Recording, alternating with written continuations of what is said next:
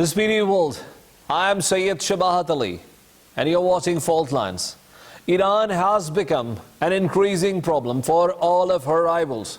Back in 2018, when the United States had walked out unilaterally out of the JCPOA agreement, it had not thought that Iran would get closer to the development of a nuclear weapon. Not only Iran got closer in development of the nuclear weapon than ever before, but also Iran was successful in establishing economic ties with China.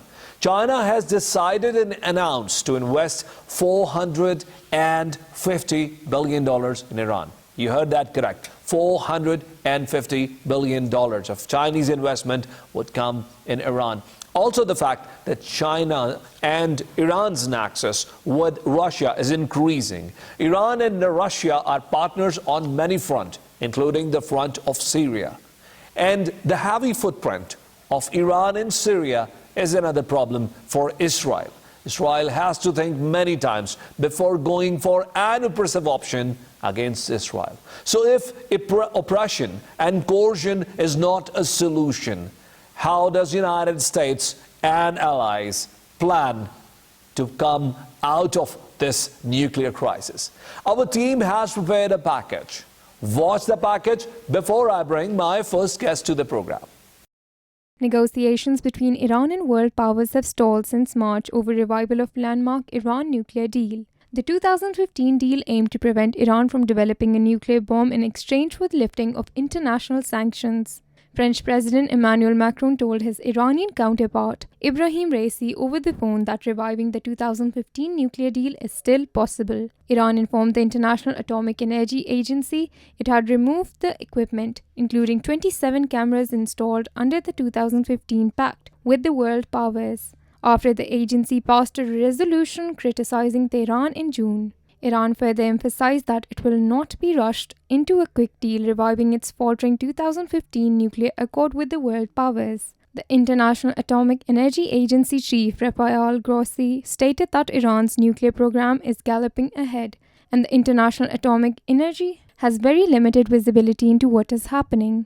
Talks in Vienna that started in April 2021 to restore the deal have stalled since March amid the differences between Tehran and Washington on several issues. The two sides negotiated indirectly through the European Union coordinator. Qatar hosted indirect talks last month between the United States and Iran in a bid to get the Vienna process back on track. But those discussions broke up after 2 days without any breakthrough. Ladies and gentlemen, I am joined by Dr. Qandil Abbas, expert of Middle East affairs, also teaches in Quaid-e-Azam University. And with him, I have with me Yasser Janjua, who's a famous defense analyst. I welcome both of you, my guests, to the program. Thank you, Shabahat, for having me on the program Fault Lines. It's a pleasure to be here to discuss such an important and sensitive issue. I'm starting from you, Dr. Qandil. EU's foreign policy chief Joseph Borrell has given a statement, and I have to quote this. He said, if the deal is rejected, we risk a dangerous nuclear crisis set against the prospect of increased isolation for Iran and her people. What exactly is this deal and how Iran intends to look towards it? Thank you much, Shabbat, for having me on Fault Lines. I think this is a very important issue.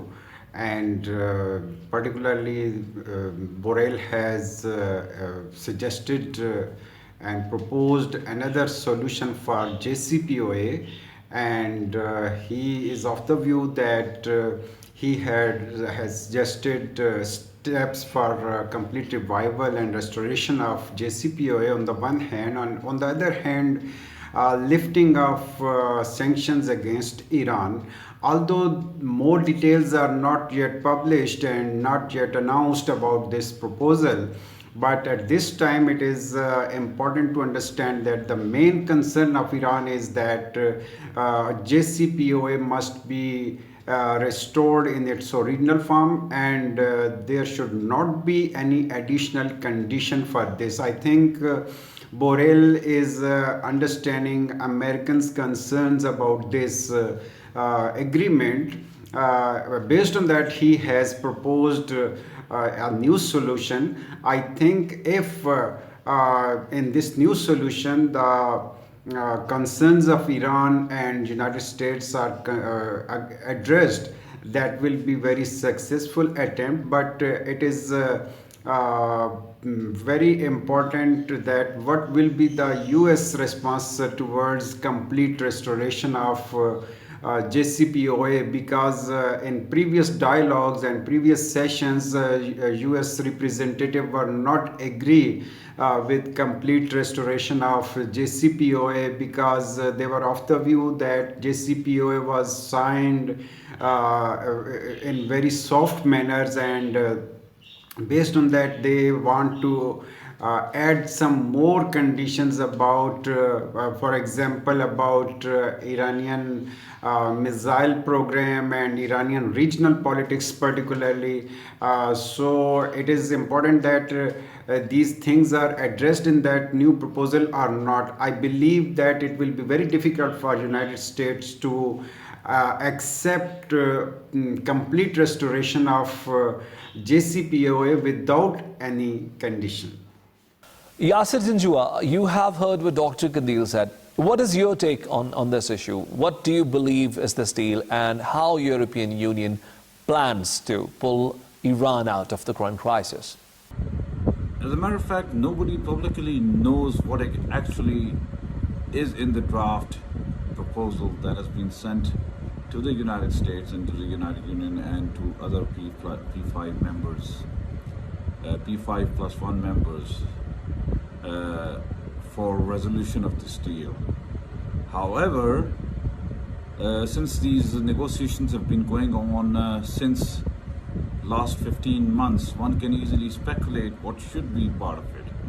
Iran has been trying to add in some demands which were not part of the original nuclear deal in 2015, like for example removal of Iranian Revolutionary Guard Corps from the terror list. The Americans do not necessarily agree on that, and similarly Iranians have also been demanding assurances that the United States will not unilaterally walk away from the deal like in the past in 2018. So there is likely to be a compromise, has to be a compromise on both sides for this deal to be revived. And that is why the European Union is very keen on mediating a logical conclusion, because both sides are not moving from their stated positions, and therefore the deal is still not being revived after 15 months of negotiations. Yasir Jinjua, how probable is the acceptance of this proposal by United States of America that had unilaterally walked out of the agreement in 2018, and it certainly dents the credibility of United States? There's pressure building up on both sides. When I say both sides, I mean Iran and the United States, because both sides are under pressure from their allies or the world community to revive this deal. European Union per se has a larger interest in this deal being revived, and that's why they're taking a leadership role to make sure the Americans and the Iranians come to terms. So stakes are high for both the parties, for both the sides. However, there are spoilers on both sides which do not want or would not be happy to see this deal go through. For example, the Israelis, for example, are always there to spoil. And in fact, in 2018, when this deal was cancelled by President Donald Trump, you can attribute major contribution of that to the Israelis when the US came around and said, well, the negotiations or the terms of the deal were too soft on the Iranians, and that's why the US was walking away. Now the proposal that has been sent, as I've discussed previously, some of the things the Iranians want the assurances from the US. The US is unlikely to accept those demands, because US is negotiating from a point of strength, and Iranians have been put under pressure, and a lot of renewed sanctions have been levied on the Iranians. So the US is not likely to go down from its position, of its stated position, whereby the Iranians also seem to rely on demanding what they want. Dr. Kandil, isn't United States looking towards Iran still with a lot of hubris, with a lot of pride, and dealing with the stiff neck?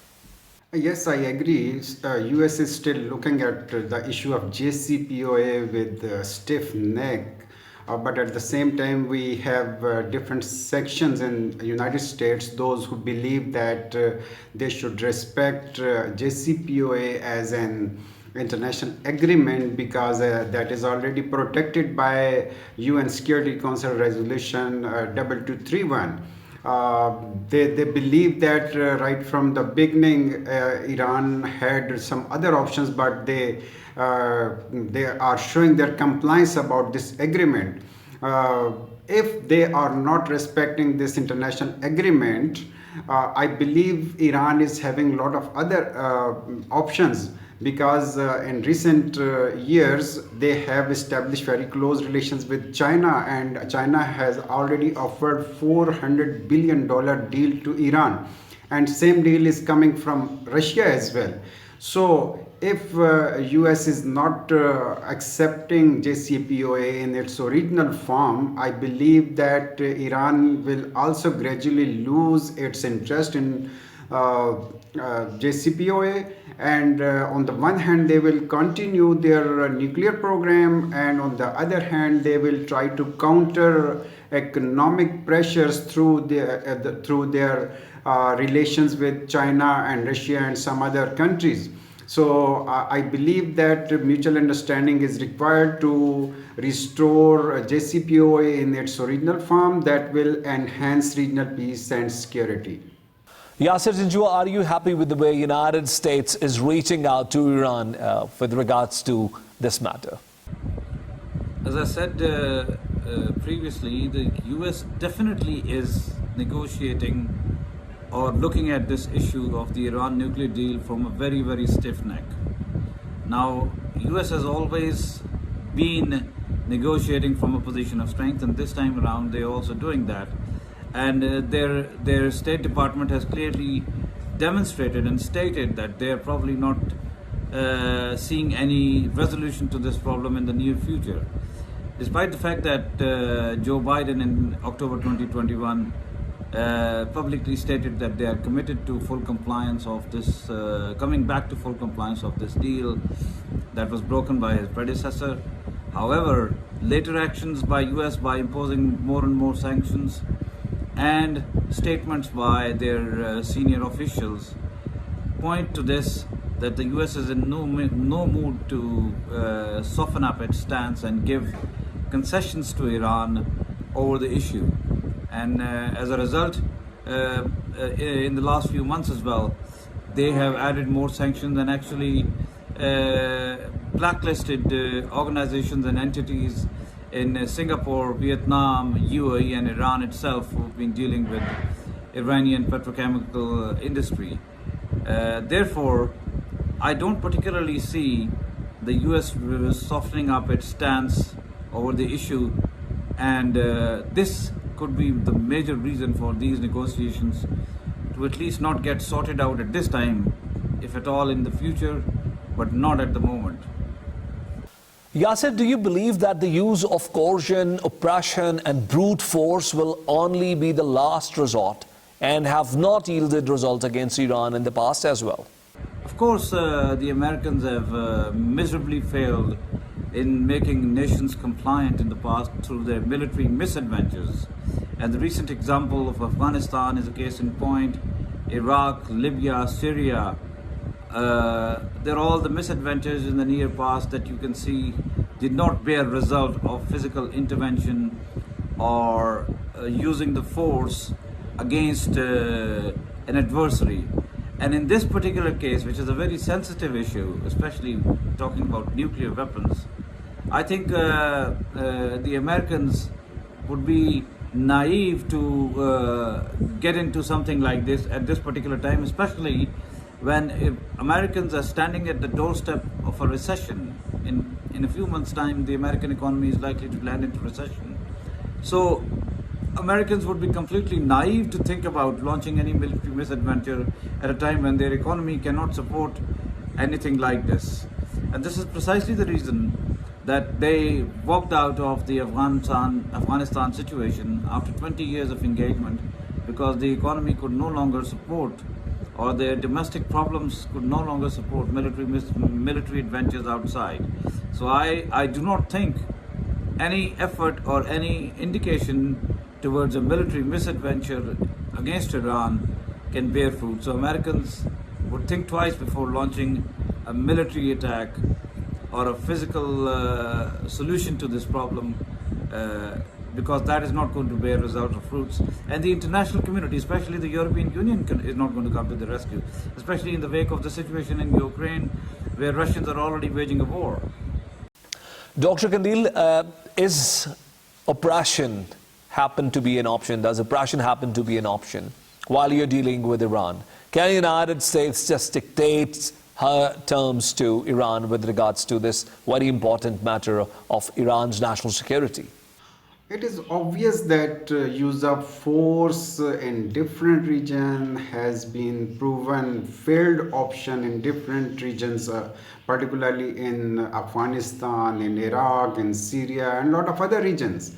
Because ultimately we should sit on the table and we should resolve the problems on the table, and use of force cannot resolve these problems. Particularly in case of Iran, we know that despite US differences with Iran, they never attempted to plan even military attack against Iran, because they feel that Iran is a strong country and they have a capable army as well.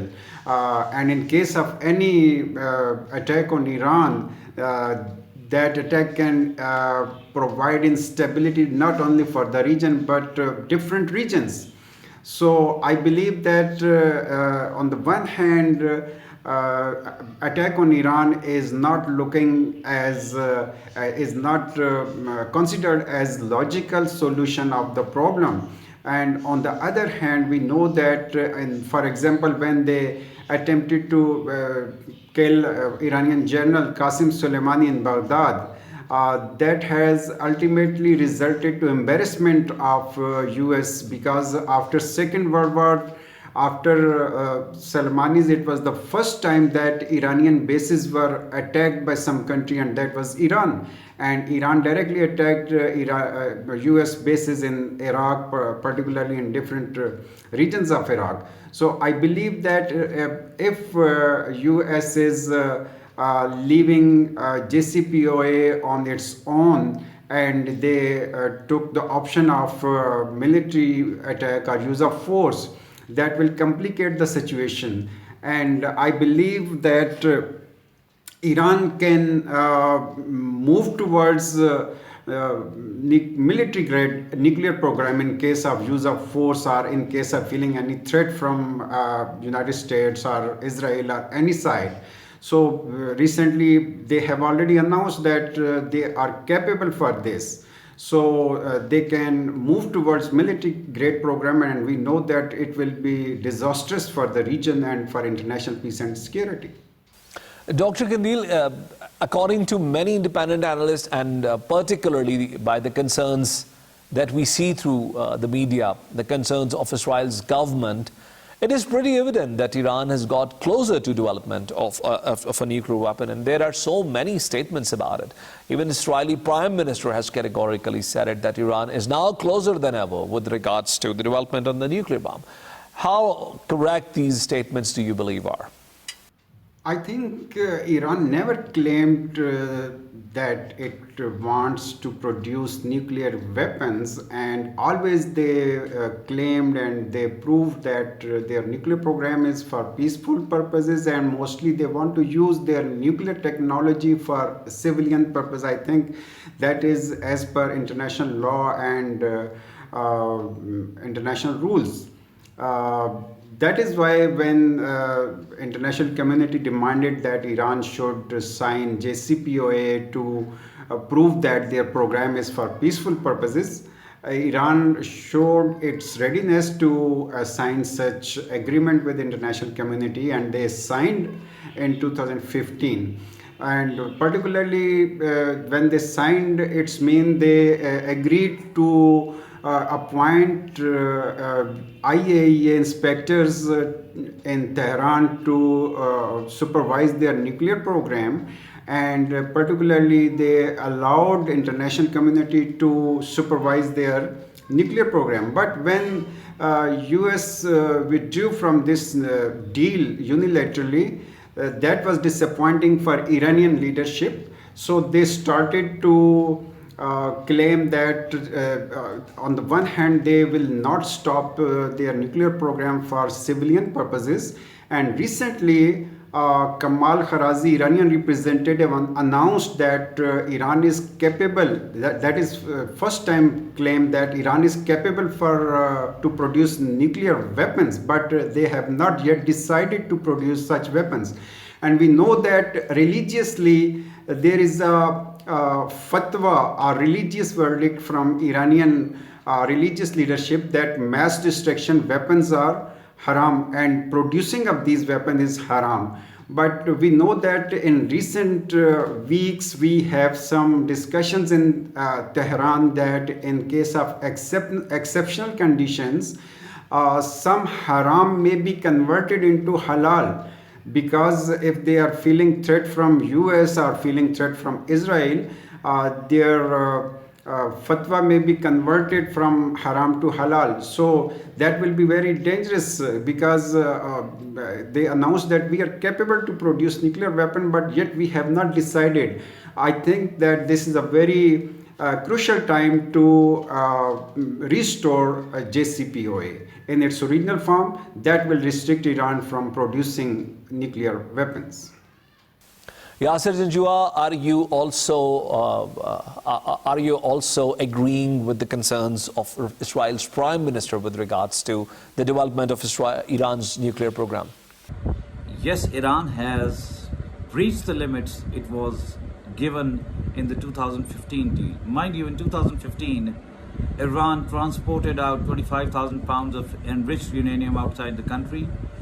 It closed some of its heavy water facilities, agreed to an aggressive inspection regime by IAEA, which included actually installation of security cameras at the facilities which were monitored by the IAEA.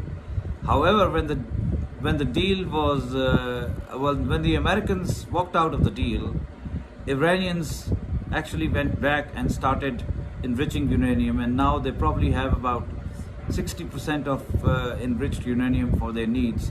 They previously had about 8 to 10 bombs worth of uranium available, which was, and they were their breakout time, which normally used to be 2 to 3 months before the deal, went down to 12 months during this time between 2015 and 18. So they are now working again. They're also building a research reactor in Isfahan area, and a couple of other things being done covertly, because Iran is keeping its options open, that in case a deal does not go through, Iran is likely to ramp up its uranium enrichment program. Despite the fact that it was compliant and IAEA had been certifying during the time that it was compliant all along, even when the Americans walked out, it was compliant. So Iran had no choice but to go back to reneging the terms of the deal when Americans walked out. Yasser, how likely is an escalation between Iran and Israel with regards to this nuclear issue? Well, you know, Israel always keeps threatening the Iranians with military strikes, and recently their defense minister also stated that they can cause a serious damage to Iranian nuclear facilities, and they are quite capable of doing that, and they are actually ready to do it. However, this is just political statement. Israelis will not, and the US or the international community will not come to their help if they do that. So they will think twice before doing that, and especially, as I said in the past as well, in the wake of the Ukrainian-Russian war going on in Europe, the world community will not support another misadventure or military adventure in another part of the world, especially in this sensitive part of the world called Middle East. So, as always, there could be a low-intensity escalation of hostilities between the two, or Israel could provocate Iranians by doing one odd thing, like, for example, when they in 2020 when they killed General Qasem Soleimani,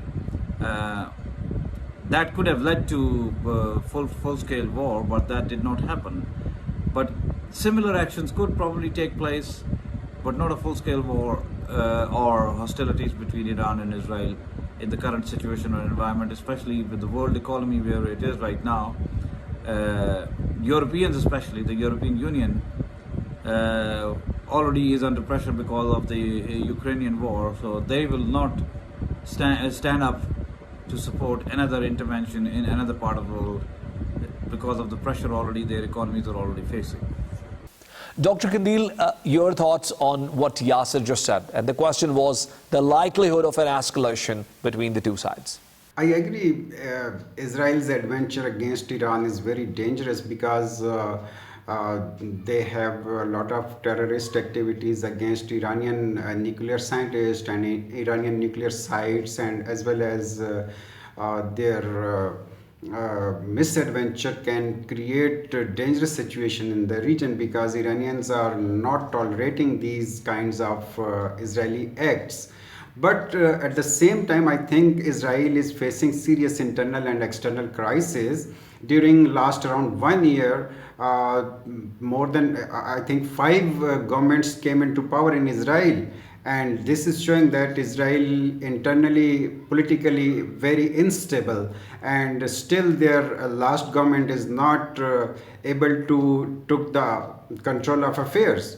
And at the same time, they are feeling serious threats from Hezbollah and Hamas on their borders. So that is showing that on the one hand, Israel is in defensive position, and Iran is now sitting in Syria, and they have protected with their power, with the alignment of Russia. They protected Syria, and Bashar Assad is still in power. So I believe that any misadventure of Israel against Iran can create very critical situation.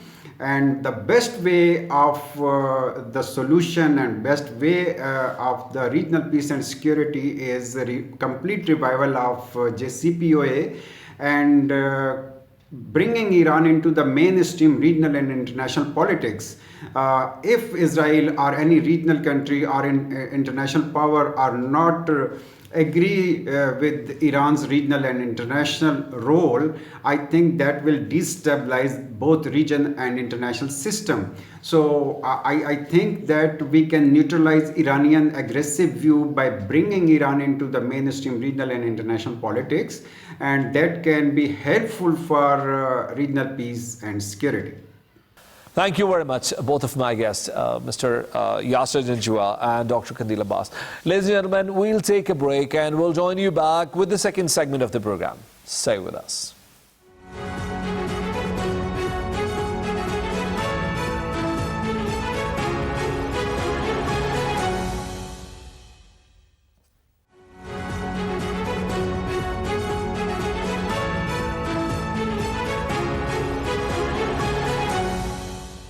Welcome back. Ladies and gentlemen, the state of Libya is in a state of turmoil.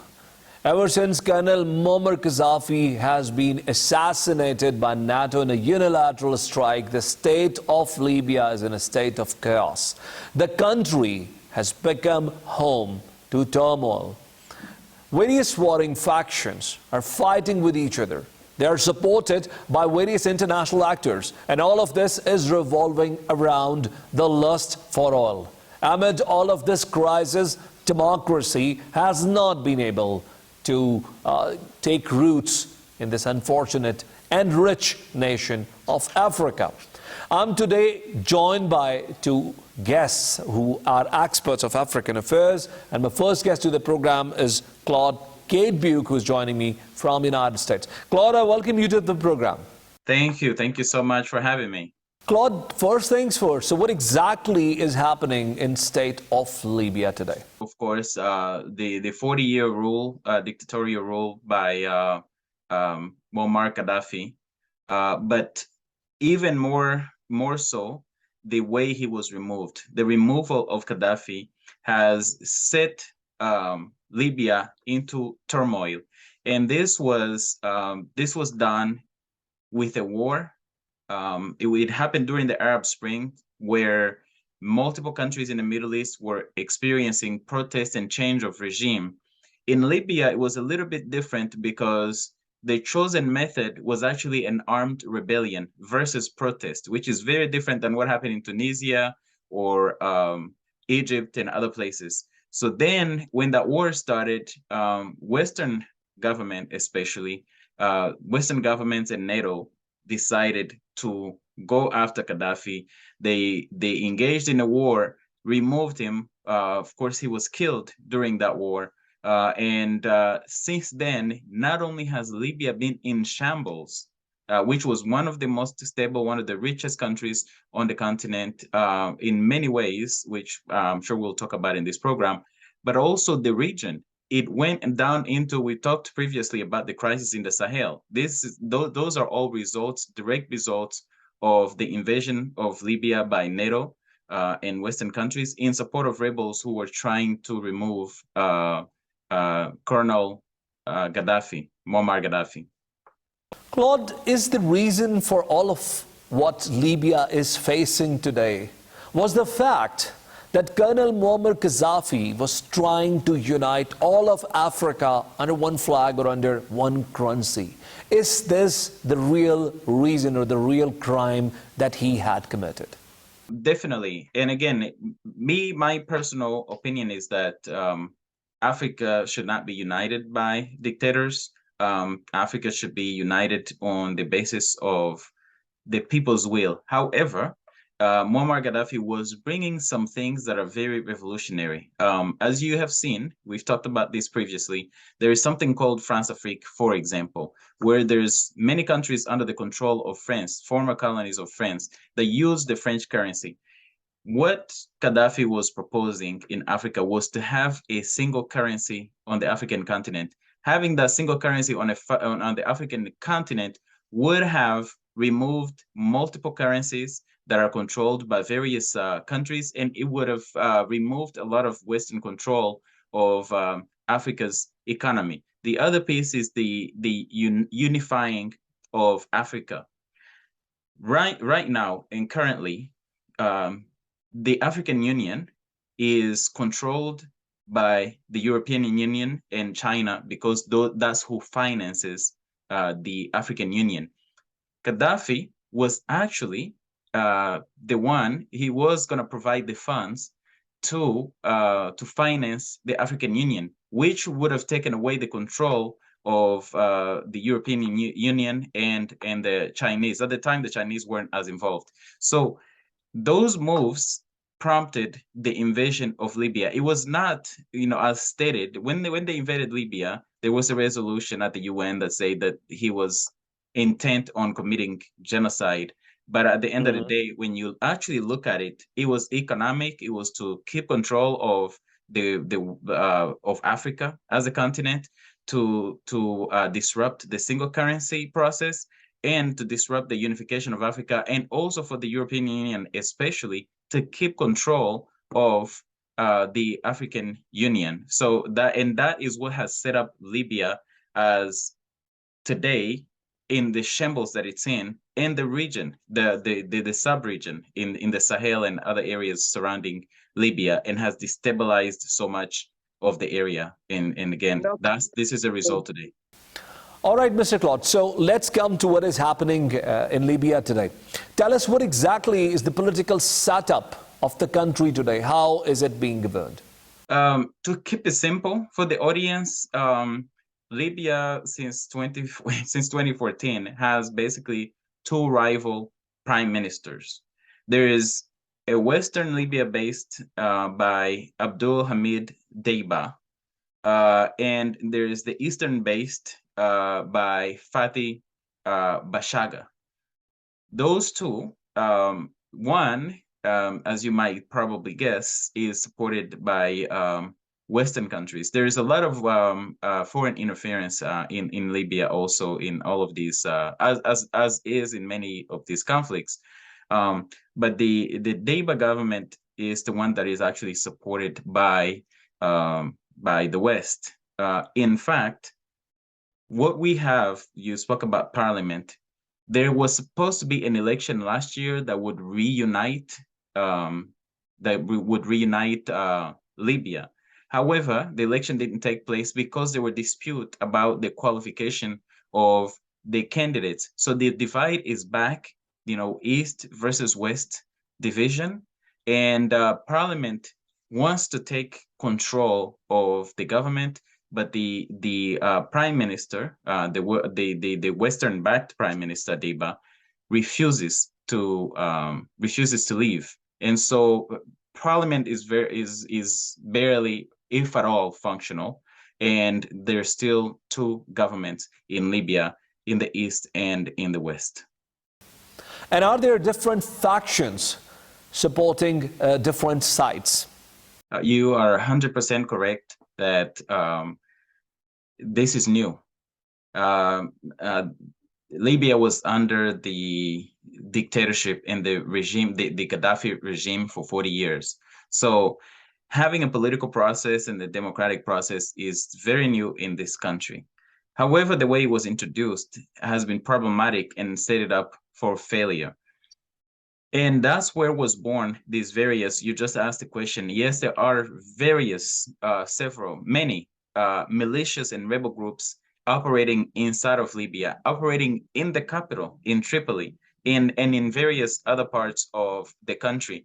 This is all a result of that, where we started, the NATO invasion of Libya that basically created a vacuum and a void in the country.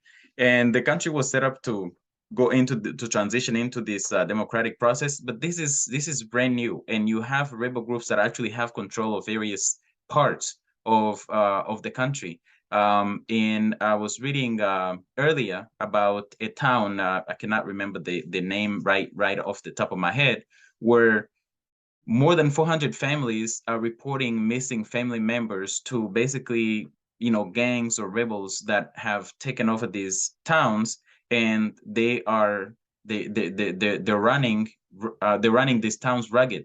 They are basically there's lawlessness all over Libya, again, because there was that vacuum.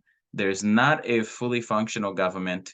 The government itself is divided, and no one has full control of the country. The country is very divided and in turmoil. Economic crisis that's been ongoing for a decade, and political crisis that's been ongoing for a decade. For a country once very rich, again, I do think that it goes back to the dictatorship, that, of course, in a dictatorship, there was no process. But beyond that, it was exacerbated and made even worse by the invasion of Libya and not having a real transition from Gaddafi to the leadership, and instead choosing to go through war to actually remove him. Claude, does oil play an important part to fuel the fire in the state of Libya? Are the conflicts actually revolving around the oil wealth of the country? No doubt, no doubt. It's the exploitation of Libya that is fueling all of this, both internally and externally. So when I speak of internally, there are so many disputes around how to manage Libya's rich oil, which is basically the lifeline of the country. There is also the international appetite for control of this oil, which on one side you've got countries, Western countries, European and America, and then you have Eastern countries, such as Russia and United Arab Emirates and others who also they see Libya as a strategic location geopolitically, but also want to get a piece of Libya's oil. Claude, do you think the dust will eventually settle down? Do you think there are any reasons to expect a better outcome of whatever is happening in the state of Libya today? I think the hope is in a number of things. And as I've spoken before, there's always a need for justice. And, the people are hurting. There are many, many things that are going on in Libya, including, as I said, the kidnappings and the false imprisonments and the rebels, taking over people's, family members and jailing them and sometimes killing them. But there's also government mismanagement. There are selfish politicians. There is the interference by foreign powers. All of that is an issue. In fact, I think without justice, it's going to be hard to achieve peace. But one of the things that I think would be helpful is to have actually a credible election in Libya. So they didn't have that in December, again, because of selfish politicians, but also foreign interference. And Libya's oil continues to, instead of being a blessing to Libya, now has become a curse to Libya. So the hope is really in if they respect the people's will. In this July, there were protests, and the people were protesting very basic things: stop the power cuts, make food available. And those are very basic things. Those are things that Libyans were used to having under Gaddafi. And if this government does not offer that, people will continue protesting. And if protesters are not listened to, then it turns into rebellions, and rebellions turn into outright violence. So the best way to stop this is establish services, have credible elections, and allow candidates to run, but also justice. For long-lasting peace, there is going to have to be justice for all these suffering families in Libya. Thank you very much, Claude, for being guest in my program. Ladies and gentlemen, I am joined by Mr. Ahmed Zaki now, who is another renowned expert of Middle East, and joining me on Skype. Ahmed Zaki, I welcome you to the program. It's my pleasure. I'm always happy to participate in your program. It's my honor to participate in this program. Thank you so much. Is it not because all of the major powers, or all of the powers that have their interests in Libya, want to grab their hands around the oil wealth in the country? I agree with you with that analysis, Mr. Shabahat, because if you see the global politics, mostly it's surrounded the sources. It always goes around the resources around the world, and the energy resources is one of the major demand across the world. So Libya is not a special case that everywhere around the world, every country who have power, they are trying to get their share of the energy, whether they are going to get through the right way or they are going to get through the wrong way. So this is generally a practical activity that we have already seen across the world. When it came to the Libya case is quite a vulnerable position, because Libya had not yet still the strong central government who can control all the affairs of the state. So already there are a lot of foreign armies are already involved. A lot of international powers are already interested in politically and security. The Libya cannot take their own decisions, so it's already been affected by the international society. Ahmed, I have a difficult question for you. Do you believe that all of the crises in Libya are primarily driven out of the fact that NATO had only planned to eliminate the figurehead, Colonel Muammar Gaddafi of Libya, without planning anything thereafter, without having any plans to stabilize the country once the political head of the country is gone?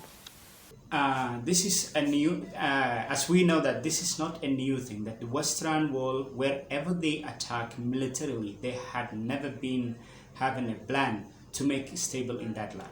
It beginning from the Vietnam, then came to Afghanistan, Iraq, Syria, Yemen, Somalia, and even in Libya. They had never had any plan to stabilize any nation they have ever attacked or they have ever involved it militarily.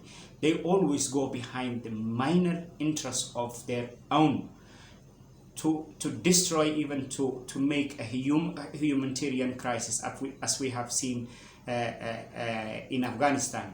They will never look back again. They will always go behind their small interests to destroy the other people. This is a general practice we have seen throughout the history. When it came to their political agenda, how they are propagating into the media, how they are selling their idea that they came to save the human over there. They are the pioneer of liberation of that people. They are spreading the democracy across the world, rule of law.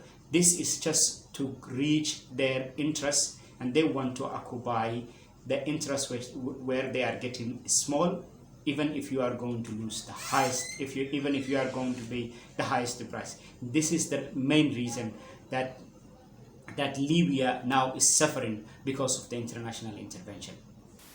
That's a very interesting point, Ahmed. Are you trying to say that all of the military interventions made by NATO and allies, or even the United States unilaterally, have only caused political disorder and chaos in all these countries? Yes, I agree with you. As you know, on the record that we have seen since the end of the Second World War, wherever the Western world or the coalition of the NATO have ever attacked it, they always created a chaos, destabilization, political crisis, economic crisis, humanitarian crisis. We had never seen any involvement of Western world in any nation across the world where they are militarily involved and make an example that they have saved that nation and make them progressive nation. It have never happened, and it's not in the record. That we already know every nation they intervene militarily, they make it more worse than before their intervention. Ahmed, is there any end of all of this crisis? Is there a peaceful solution in the line of sight? Do we see any reason to be optimistic about democracy coming back in this country, or coming in this country maybe for the first time? Even though I am optimistic mostly in Libyan political culture, Libya is one of the Arab countries which have the tribal system, and the tribal system in Libya gives them in space to practice the equal participation of the government to power. If they continue their model of democracy based on their culture and continue the Libyan model of democracy without flowing blindly with the Western model of democracy, they will find peace and stability in Libya. If they continue flowing and Western world is impose them a democratic system which goes against their culture, against their system, it will never get space. Thank you very much, Ahmed Zaki, for being guest in our program. Ladies and gentlemen, Libya is still burning. All that is needed at the moment is to give a chance to peace, and peace can only come through democracy. We'll join you tomorrow again with another program. And until then, Allah Hafiz.